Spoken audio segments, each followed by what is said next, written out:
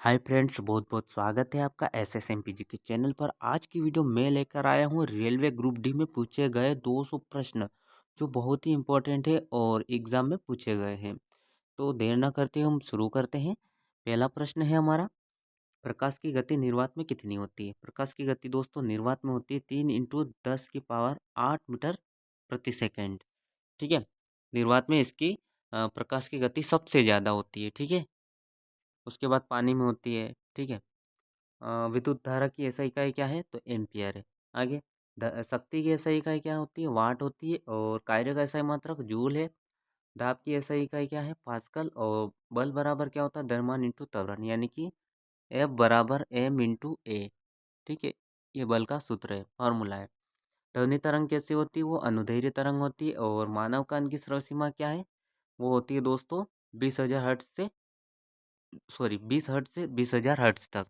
चलिए हम आगे बढ़ते हैं। प्रकाश का अपवर्तन क्यों होता है? क्यों होता है प्रकाश का अपवर्तन? क्योंकि क्या होता है? माध्यम बदल जाता है। माध्यम बदल जाता है तो प्रकाश का अपवर्तन होता है। पानी में अगर हम पेंसिल या लकड़ी वगैरह कुछ रख देते हैं तो वो कैसी दिखाई देती है? मुड़ी हुई दिखाई देती है। क्यों दिखाई देती है? क्योंकि प्रकाश का अपवर्तन हो जाता है। ठीक है, और प्रकाश का परावर्तन क्या होता है? ठीक है, जब कोई प्रकाश की किरणें किसी चमकीली सतह यानी कि कांच पर टकराती है तो उसका क्या हो जाता है? परावर्तन हो जाता है। इस यहाँ से यहाँ टकराएगी, वापस इस तरफ चली जाएगी, तो इसका क्या हो जाएगा? प्रकाश का परावर्तन। तो इसे हम बोलते हैं प्रकाश का परावर्तन। ठीक है, और प्रकाश का अपवर्तन क्या होता है?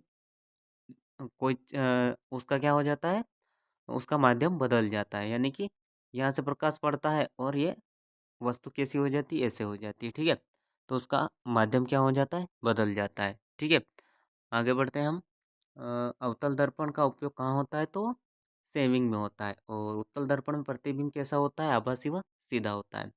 आगे, वोल्टमीटर कैसे जोड़ा जाता है? तो समांतर क्रम में जोड़ा जाता है। एमीटर कैसे जोड़ा जाता है? श्रृंखला में। ठीक है, और विद्युत प्रतिरोध की इकाई क्या है? ओम है। ठीक है, ओम का नियम किससे संबंधित है? तो ओम का नियम इन तीनों से संबंधित है, वी, आई और ओ। वी यानी वोल्ट, आई यानी धारा और आर यानी प्रतिरोध। ठीक है, चलिए आगे बढ़े। द्रव्यमान की ऐसा इकाई वो होती है दोस्तों किलोग्राम। ताप का ऐसा मात्रक क्या होता है? केल्विन होता है। ऊष्मा का प्रवाह किस ओर होता है? तो उच्च उच्च से निम्न ताप की ओर। ठीक है, उच्च ताप से निम्न ताप की ओर ऊष्मा का प्रवाह होता है। थर्मामीटर किसे मापता है? तो तापमान को मापता है, आप सभी को पता है। दाब बढ़ाने पर गैस का आयतन क्या होता है? दाब बढ़ाएंगे तो गैस का आयतन घट जाता है। ठीक है, न्यूटन का पहला नियम किससे संबंधित है? जड़त्व से संबंधित है। ठीक है, जड़त्व दो प्रकार के होते हैं, एक विराम विराम का जड़त्व और एक गति का जड़त्व होता है। ठीक है, अचानक जब बस चलती है तो क्या होता है? हमें पीछे की ओर धक्का लगता है। क्यों लगता है? क्योंकि वो विराम का जड़त्व है। ठीक है, न्यूटन का दूसरा नियम किससे संबंधित है? वो है दोस्तों बल से संबंधित। चलिए हम आगे बढ़ते हैं। न्यूटन का तीसरा नियम क्या कहलाता है?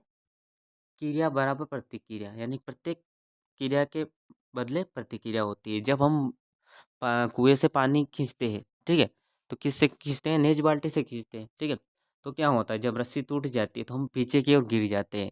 तो यहीं पर होता है दोस्तों न्यूटन का तीसरा नियम लगता है। ठीक है, प्रत्येक क्रिया के बदले विपरीत क्रिया मिलती है हमें। ठीक है, रस्सी टूटेगी तो हम पीछे की ओर गिर जाएंगे, जबकि रस्सी टूटती है तो क्या होता है? हमें आगे की ओर जाना था लेकिन नहीं गए, हम पीछे की ओर गिरे। तो यही न्यूटन का तीसरा नियम कहलाता है।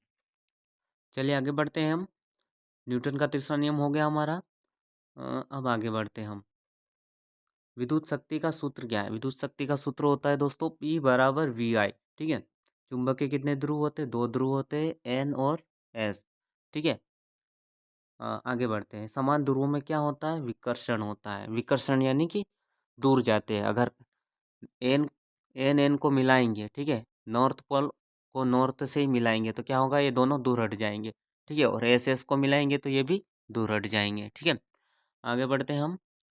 असमान ध्रुव में क्या होता है? आकर्षण होता है। ठीक है, जब एन को एस से मिलाएंगे तो क्या हो जाएंगे? ये मिल जाएंगे। ठीक है, पृथ्वी का गुरुत्वीय त्वरण कितना होता है? वो होता है 9.8 मीटर प्रति सेकंड स्क्वायर। ठीक है, प्रकाश वर्ष किसकी इकाई है? वो दूरी की है। ठीक है दोस्तों, और लेंस की क्षमता की इकाई क्या होती है? डायोप्टर होती है। उत्तल लेंस क्या कहलाता है? उत्तल लेंस को हम दोस्तों अभिसारी लेंस बोलते हैं और अवतल लेंस अपसारी लेंस कहलाता है। ट्रांसफार्मर किस सिद्धांत पर कार्य करता है? तो वो दोस्तों विद्युत चुम्बकीय प्रेरण के सिद्धांत पर ट्रांसफार्मर कार्य करता है, ठीक है? और सामान्य भाषा में हम डीपी बोलते हैं, ठीक है? एसी का पूरा नाम एसी अल्टरनेटिव करंट, ठीक है? अल्टरनेटिंग करंट क्या कहलाता है? एसी। एसी का फुल फॉर्म है। डीसी का फुल फॉर्म क्या है? डायरेक्ट करंट, ठीक है? ठीक है? वैसे दोनों ही करंट बहुत खतरनाक है, ठीक है? तो ध्यान से रहना है आपको। स्थिर विद्युत कैसे उत्पन्न होती है? घर्षण से। घर्षण से क्या होता है? स्थिर विद्युत उत्पन्न होती है।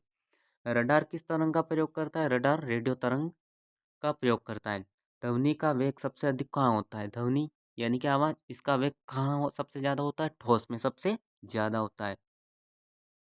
भूकंप की तीव्रता किससे मापी जाती है? तो रिएक्टर स्केल से भूकंप की तीव्रता मापी जाती है। रेडियोधर्मी किरणों के प्रकार कितने हैं? तो 3 है। ठीक है, आगे बढ़ते हैं। अल्फा कण क्या है? तो हीलियम नाभिक अल्फा कण कहलाते हैं।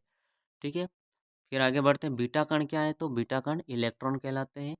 और गामा किरणें कैसी होती है? तो विद्युत चुम्बकीय तरंग होती है।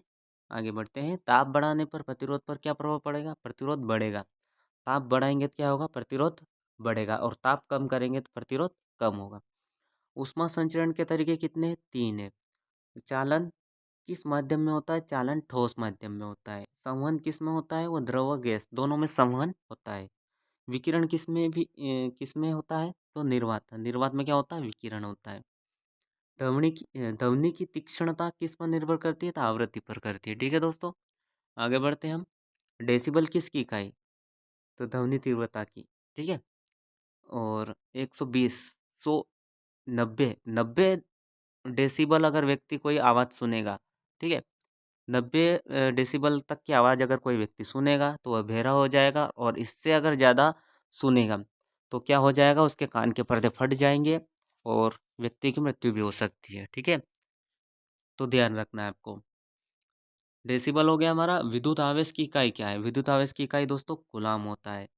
इलेक्ट्रॉन का आवेश कैसा होता है? इलेक्ट्रॉन का आवेश हमेशा दोस्तों ऋणात्मक होता है और प्रोटॉन हमेशा धनात्मक होता है।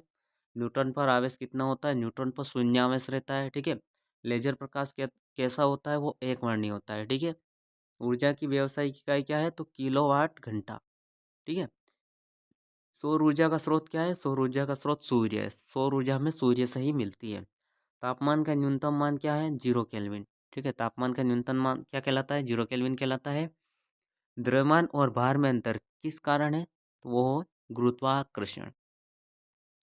दाब बराबर बल बटा क्षेत्रफल। ठीक है, और दाब का मात्रक क्या होता है? न्यूटन प्रति मीटर स्क्वायर, या इसका एसआई मात्रक क्या कहलाता है? पास्कल होता है। ठीक है, ध्वनि तरंग किस में नहीं होती? निर्वात में ध्वनि तरंग नहीं होती, याद रखना है आपको। पानी का घनत्व अधिकतम कब होता है? तो वो 4 डिग्री सेंटीग्रेड पर होता है, -4 डिग्री सेंटीग्रेड पर। सॉरी, केवल 4 डिग्री सेंटीग्रेड, माइनस नहीं है, है ना। आगे बढ़ते हैं। दर्पण का आवर्धन आवर्धन क्या दर्शाता है? आकार अनुपात। तरंग दैर्घ्य की इकाई मीटर। गुरुत्वाकर्षण स्थिरांक का मान होता है, वो होता है दोस्तों 6.67 इंटू 10⁻11। फ्यूजन प्रक्रिया कहाँ होती है? सूर्य में होती है। ठीक है, फ्यूजन यानी कि नाभिकीय संलयन सूर्य में होता है। ठीक है, फिजन प्रक्रिया कहाँ होती है? तो परमाणु रिएक्टर। परमाणु रिएक्टर में क्या होती है? फ्यूजन सॉरी फिजन प्रक्रिया, नाभिकीय विखंडन। ठीक है, धातु ऊष्मा की कैसी चालक होती है? धातु ऊष्मा की अच्छी सुचालक होती है। ठीक है, दाब बढ़ाने पर द्रव का क्वथनांक क्या होता है? द्रव का क्वथनांक बढ़ता है, और दाब घटाएंगे तो क्वथनांक घटेगा। विद्युत घंटी किस सिद्धांत पर काम करती है? तो विद्युत चुंबकत्व के सिद्धांत पर विद्युत घंटी काम करती है। पदार्थ की सबसे छोटी इकाई क्या है? तो वो है परमाणु है। ठीक है, सबसे छोटी इकाई परमाणु। चलिए आगे बढ़े। परमाणु का केंद्र क्या कहलाता है? परमाणु का केंद्र नाभिक कहलाता है। इलेक्ट्रॉन की खोज किसने की? आप सबको पता है, जे थॉमसन ने करी थी। प्रोटॉन की खोज गोल्डस्टीन। न्यूट्रॉन की खोज चैडविक। परमाणु क्रमांक क्या दर्शाता है? तो प्रोटॉन की संख्या दर्शाता है। द्रव्यमान संख्या क्या होती है? तो प्रोटॉन प्लस न्यूट्रॉन दोनों को मिला देंगे तो द्रव्यमान संख्या निकल जाएगी। आवर्त सारणी किसने दी? तो मेंडलिप ने दी। ठीक है, आगे बढ़े। आधुनिक आवर्त नियम किसने दिया? तो मोजले ने दिया। ठीक है, आवर्त सारणी में कितने आवर्त होते हैं? 7, और समूह कितने होते हैं? 18 होते हैं। धातु किसकी अच्छी चालक होती है? तो उष्मा और विद्युत की। उष्मा और विद्युत की सबसे अच्छी चालक धातु होती है। अधातु विद्युत की कैसी चालक होती है? तो बहुत खराब होती है, क्योंकि विद्युत की सुचालक कुचालक होती है अधातु, ठीक है? और सुचालक होती है धातु। सबसे हल्की गैस कौन सी है? तो हाइड्रोजन सबसे हल्की गैस है। प्रश्न ऐसे भी आ सकता है, गुब्बारों में भरी जाने वाली सबसे हल्की गैस कौन सी है? तो वो है दोस्तों हीलियम। क्या है दोस्तों? हीलियम। चलिए आगे बढ़ते हैं। जल का रासायनिक सूत्र क्या है? तो सबको पता है H2O, है ना? छठी क्लास से पढ़कर आ रहे हैं हम, ठीक है? इतना सबको पता है। अम्ल का स्वाद कैसा होता है? वो खट्टा होता है। और क्षार कैसा होता है? कड़वा होता है। पीएच स्केल की सीमा कितनी होती है? 14 होती है, ठीक है? 14 तक उसमें गिनती रहती है ना? तटस्थ पदार्थ का पीएच कितना होता है? वो 7 होता है। सबसे प्रबल अम्ल कौन सा है? हाइड्रोक्लोरिक अम्ल, यानी कि HCl जो है सबसे प्रबल अम्ल है, ठीक है? और नमक कैसे बनता है? तो अम्ल प्लस क्षार। अम्ल और क्षार दोनों को मिला देंगे तो नमक मिल जाए, हमें नमक मिल जाएगा।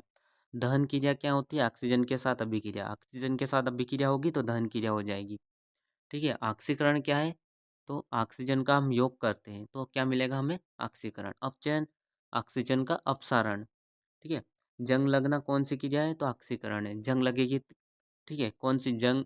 किसी भी पदार्थ पर, या सॉरी, किसी भी वस्तु पर जंग लग जाती है तो वो कौन सी क्रिया कहलाती है? ऑक्सीकरण कहलाती है। जंग लगने के लिए क्या आवश्यक है? तो जंग लगने के लिए एक तो नमी होनी चाहिए और ऑक्सीजन होना चाहिए, ठीक है? ये दोनों होगा तो जंग लगेगी, ठीक है? कार्बन का परमाणु क्रमांक क्या है? वो 6 है। ऑक्सीजन का 8, नाइट्रोजन का 7। परमाणु क्रमांक याद रखना बहुत ही जरूरी है। हीरा किसका अपर रूप है? तो वो है कार्बन का, ठीक है? ग्रेफाइट किसका अपरूप है? वो भी कार्बन का है। कार्बन की संयोजकता कितनी होती है? 4 होती है। साबुन किस प्रक्रिया से बनता है? तो वो बनता है सेपोनिफिकेशन से। और पेट्रोलियम का शोधन कहाँ होता है? रिफाइनरी में। एलपीजी में मुख्य गैस कौन सी होती है? ब्यूटेन। ब्यूटेन मुख्य गैस से होती है दोस्तों। कोयला किस प्रकार का ईंधन है? जीवाश्म ईंधन है, ठीक है? जीवाश्मों से मिलता है, वो क्या कौन सा ईंधन कहलाता है? जीवाश्म ईंधन, ठीक है? आगे बढ़ते हैं हम। अम्ल वर्षा का कारण क्या है? अम्ल वर्षा का कारण है SO2 व NO2, ठीक है? सीमेंट का मुख्य घटक कैल्शियम ऑक्साइड। कांच किससे बनता है? कांच बनता है दोस्तों सिलिका। स्टील किसका मिश्र धातु है? तो स्टील के अंदर है लोहा और कार्बन, ठीक है? कांसा किसका मिश्र धातु है? कांसा, कांसा दोस्तों तांबा और टीन, तांबा और टीन का मिश्र धातु क्या है? कांसा। आगे, पीतल किसका मिश्र धातु है? तो पीतल है तांबा और जस्ता का। आगे, सबसे कठोर पदार्थ कौन सा है? हीरा। हीरा बहुत ही कठोर पदार्थ है। हाइड्रोजन को स्वच्छ ईंधन क्यों कहते हैं? क्योंकि वो प्रदूषण नहीं करता है, इसलिए उसको हम स्वच्छ ईंधन बोलते हैं। आगे बढ़ते हैं। जल का क्वथनांक कितना होता है? सबको पता है जल का क्वथनांक होता है 100 डिग्री सेंटीग्रेड। जल का हिमांक 0 डिग्री सेंटीग्रेड, ठीक है? आगे बढ़ते हैं। उर्वरक का मुख्य कार्य क्या है? उर्वरक का मुख्य कार्य क्या है दोस्तों? उत्पादन बढ़ाना। यूरिया में कौन सा तत्व होता है? नाइट्रोजन, 46% है ना? इतना ही रहता है ना यूरिया में। चलिए आगे बढ़ते हैं। अभिक्रिया की दर किस पर निर्भर करती है? तापमान पर करेगी। गैस का आयतन किस पर निर्भर करता है? ताप व दाब पर। सबसे अधिक क्रियाशील धातु कौन सी है? पोटेशियम, ठीक है? पोटेशियम को हम केरोसिन में डुबो कर रखते हैं, क्योंकि ये सबसे ज़्यादा क्रियाशील धातु है, ठीक है? आगे बढ़ते हैं। क्षारीय धातु किस समूह में है? तो क्षारीय धातु है दोस्तों प्रथम समूह में। हेलोजन किस समूह में है? वो 70वें समूह में। उत्कृष्ट गैसों के समूह में है 18वां। उत्कृष्ट गैसें 18वें समूह में है दोस्तों। और उत्कृष्ट गैसें निष्क्रिय क्यों होती है? क्योंकि संयोजकता पूर्ण होने से। अम्ल नीले लिटमस को किस रंग में बदल देते हैं? तो लाल में बदलते हैं। क्षार लाल लिटमस को किस रंग में बदलते हैं? क्षार नीले में बदलते हैं और अम्ल लाल में, ध्यान रखना। कैल्शियम हाइड्रोक्साइड को क्या कहते हैं? तो भुजा चूना। चलिए आगे बढ़ते हैं। NaCl का सामान्य नाम क्या है? तो वो है दोस्तों खाना नमक, खाने का नमक, NaCl, ठीक है? और CO2 का उपयोग कहाँ होता है? तो अग्निशामक में होता है, ठीक है? यानी आग बुझाने में CO2 का प्रयोग किया जाता है। ऑक्सीजन जीवन के लिए क्यों आवश्यक है? क्योंकि श्वसन के लिए अगर सांस नहीं लेंगे तो हम मर जाएंगे, इसलिए क्या है? ऑक्सीजन बहुत जरूरी है। रासायनिक सूत्र किसे दर्शाता है? तत्वों का अनुपात दर्शाता है। मिश्रण क्या होता है? भौतिक संयोजन होता है, ठीक है? आगे बढ़ते हैं। यौगिक क्या होता है? तो यौगिक होता है रासायनिक संयोजन। सबसे हल्की धातु कौन सी है? लिथियम। लिथियम दोस्तों सबसे हल्की धातु है। जीवन की मूलभूत इकाई कोशिका। कोशिका की खोज रॉबर्ट हुक ने करी थी। और कोशिका का ऊर्जा गृह क्या है? माइटोकॉन्ड्रिया।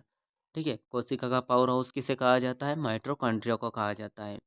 डीएनए का पूरा नाम डीऑक्सीराइबो न्यूक्लिक एसिड होता है और आरएनए का होता है राइबो न्यूक्लिक एसिड। मानव में गुणसूत्र कितने होते हैं? 46 होते हैं। और जोड़े में पूछे तो 23 जोड़े। ठीक है, आगे पुरुष में कौन से गुणसूत्र होते हैं? एक्स वाई होता है। और स्त्री में कौन से गुणसूत्र होते हैं? एक्स एक्स होता है। ठीक है, आगे बढ़ते हैं। पाचन की शुरुआत कहाँ से होती है? तो मुख मुख से होती है। ठीक है, आगे बढ़े। लार में कौन सा एंजाइम होता है? लार में होता है दोस्तों टाइलिन एंजाइम। ठीक है, ठीक है, जो भोजन को क्या बनाता है? चिपचिपा बनाता है। आमाशय में कौन सा अम्ल पाया जाता है? तो HCl हाइड्रोक्लोरिक अम्ल। ठीक है, अ, छोटी आंत का मुख्य कार्य क्या होता है? पाचन व अवशोषण। भोजन का पाचन कौन करती है? छोटी आंत ही करती है। बड़ी आंत का कार्य होता है जल अवशोषण। ठीक है, आगे रक्त का रंग लाल क्यों होता है? क्योंकि हीमोग्लोबिन होता है इसके अंदर, इसीलिए उसका रंग क्या होता है? लाल होता है। मानव हृदय में कितने कक्ष होते हैं? तो 4 होते हैं। कितने होते हैं दोस्तों? 4। हृदय की धड़कन नियंत्रण क्या है? तो पेसमेकर है। श्वसन का मुख्य अंग कौन सा है? फेफड़े। गैसों का आदान प्रदान कहाँ होता है? एल्वियोली में। मानव कंकाल में कितनी हड्डियां होती है? 206। ठीक है, मांसपेशियां कितने प्रकार की होती है? 3 प्रकार की होती है। शरीर की सबसे बड़ी ग्रंथि कौन सी होती है? यकृत। पसीना किस ग्रंथि से निकलता है? श्वेत ग्रंथि से। क्या निकलता है? पसीना। हमें पसीना होता है ना, वो श्वेत ग्रंथि के थ्रू निकलता है। त्वचा का रंग किससे निर्धारित होता है? मेलानिन। मेलानिन से हमें हमारी त्वचा का रंग निर्धारित होता है। आगे बढ़े। पौधे भोजन कैसे बनाते हैं? तो आप सबको पता है, हम छठी क्लास से पढ़ के आ रहे हैं। प्रकाश संश्लेषण से पौधे भोजन बनाते हैं। प्रकाश संश्लेषण में कौन सी गैस ली जाती है? तो CO2 गैस ली जाती है और O2 गैस छोड़ी जाती है। ठीक है, O2 गैस क्या होती है? निकलती है, जो हम यूज़ करते हैं मानव। क्लोरोफिल कहाँ पाया जाता है? सबको पता है, पत्तियों में पाया जाता है। ठीक है, हरित लवक बोलते हैं जिसे हिंदी में। जल का परिवहन किस नली से होता है? तो जाइलम। जाइलम से क्या होता है? पूरे पौधे में जल का परिवहन होता है, ये पूरे पौधे में जल को पहुंचाता है। और भोजन का परिवहन यानी पूरे पौधे में भोजन कौन पहुंचाता है? तो वो पहुंचाता है फ्लोएम। बीज अंकुरण के लिए क्या आवश्यक है? तो इसके लिए आवश्यक है जल, वायु और ताप। ठीक है, बहुत ही इंपॉर्टेंट है ये सब चीज़ें। परागकण क्या है? तो पराग का स्थानांतरण। ठीक है, निषेचन क्या है? युग्मकों का मिलन। ठीक है, 2 युग्मक अगर मिलेंगे तभी निषेचन होगा, यानी कि फर्टिलाइजेशन होगा। ठीक है, आगे बढ़ते हैं। मानव गर्भकाल कितने माह का होता है? सभी को पता है 9 माह का। हार्मोन क्या है? रासायनिक संदेशवाहक। ठीक है, इंसुलिन किस ग्रंथि से निकलता है? वो अग्नाशय से निकलता है। ठीक है, मधुमेह किस हार्मोन की कमी से होता है? इंसुलिन की कमी हो जाएगी तो हमें मधुमेह रोग हो जाएगा। ठीक है, आगे थायरॉक्सिन किस ग्रंथि से निकलता है? वो थायराइड से निकलता है। एड्रेनोलिन को क्या कहते हैं? आपातकालीन हार्मोन। ठीक है, प्रश्न आ सकता है आपातकालीन हार्मोन हार्मोन किसे कहते हैं? तो वो किसे कहते हैं? एड्रेनोलिन को। मलेरिया किससे होता है? वो होता है दोस्तों प्लाज्मोडियम। ठीक है, इससे मलेरिया होता है। डेंगू किससे होता है? तो वायरस से होता है। और टाइफाइड बैक्टीरिया से होता है। TB माइकोबैक्टीरियम से होता है। एड्स HIV से होता है। HIV का पूरा नाम क्या है दोस्तों? इसको आपको कमेंट बॉक्स में बताना है। रोग प्रतिरोधक क्षमता किससे संबंधित है? WBC से है। ठीक है, और टीकाकरण का उद्देश्य क्या है? टीकाकरण का उद्देश्य है रोगों से बचाव। ठीक है, विटामिन C की कमी से स्कर्वी रोग हो जाता है। कौन सा दोस्तों? स्कर्वी रोग। विटामिन D की कमी से रिकेट्स रोग हो जाता है। ठीक है, और विटामिन D हमें मिलता कहाँ से? तो सूर्य से मिलता है और बाकी मछलियों मछलियों से मिलता है। ठीक है, उसके अलावा हमें विटामिन D किसी से भी नहीं मिलता है। विटामिन E की कमी से कौन सा रोग हो जाता है? रक्तोंधी। बी की कमी से बेरी। प्रोटीन का मुख्य कार्य क्या है? तो शरीर निर्माण। ठीक है, हमारे शरीर का बिल्डिंग ब्लॉक क्या है? प्रोटीन ही है, इसी से हमारे शरीर का ढांचा बनता है। ठीक है, हमारे शरीर की वृद्धि होती है। कार्बोहाइड्रेट का कार्य क्या है? तो ऊर्जा देता है। ठीक है, वसा का कार्य क्या है? ऊर्जा संचय। ठीक है, ऊर्जा को क्या करती है? संचय करती है, इसका भंडार करती है। ठीक है, आगे संतुलित आहार क्या है? सभी पोषक तत्वों वाला, जिसमें सभी पोषक तत्व हो वो संतुलित आहार कहलाएगा। ठीक है, मानव शरीर का सबसे बड़ा अंग कौन सा है? त्वचा। त्वचा सबसे बड़ा अंग है मानव शरीर का। मानव शरीर का सबसे भारी अंग कौन सा है? तो यकृत। यकृत सबसे भारी है। मस्तिष्क का वजन कितना होता है? तो 1.4 किलोग्राम। और केंद्रीय तंत्रिका तंत्र में क्या शामिल है? तो मस्तिष्क व मेरुरज्जु। रिफ्लेक्स प्रक्रिया क्या है? तो त्वरित प्रक्रिया है, ठीक है, प्रतिक्रिया है। आँख का सबसे संवेदनशील भाग कौन सा है? रेटिना। रेटिना बहुत ही संवेदनशील भाग है आँख का, ठीक है। आँख का रंग किससे निर्धारित होता है? आइरिस से, ठीक है। आँख का रंग किससे होता है? आइरिस से। कि आपकी आँख कैसी है? ब्लू है क्या, ब्लैक है क्या, ठीक है, वाइट है कि कौन सी? तो आइरिस से पता चलता है। कान का संतुलन अंग कौन सा है? तो सेमी सर्कुलर कैनाल, ठीक है। आगे बढ़ते हैं हम। रक्त का तरल भाग क्या कहलाता है? वो कहलाएगा दोस्तों प्लाज्मा। प्लेटलेट्स का कार्य क्या है? रक्त का थक्का बनाना। अगर प्लेटलेट्स गिर जाएंगे तो रक्त का थक्का नहीं बनेगा, ठीक है। ऑक्सीजन का परिवहन कौन करता है? हीमोग्लोबिन करता है। मानव शरीर में जल का प्रतिशत कितना है? तो वो होता है दोस्तों लगभग 70%, ठीक है। और आज के प्रश्न यहीं पर समाप्त होते हैं। और अगर आपको वीडियो अच्छा लगा हो तो वीडियो को लाइक जरूर कीजिएगा और अपने दोस्तों में भी शेयर कीजिएगा। तब तक के लिए जय हिंद।